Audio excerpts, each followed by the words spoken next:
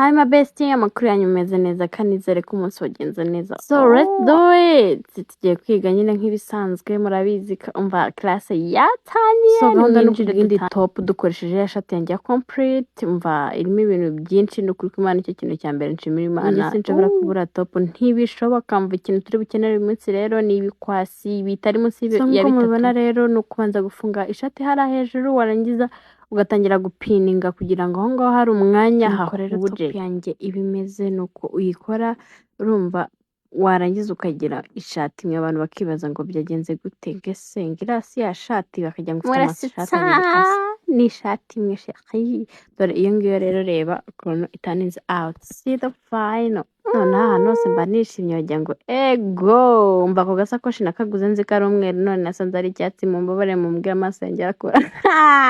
So guys Imana ikomeze badinde aya n'amafoto so bye mufronge bye.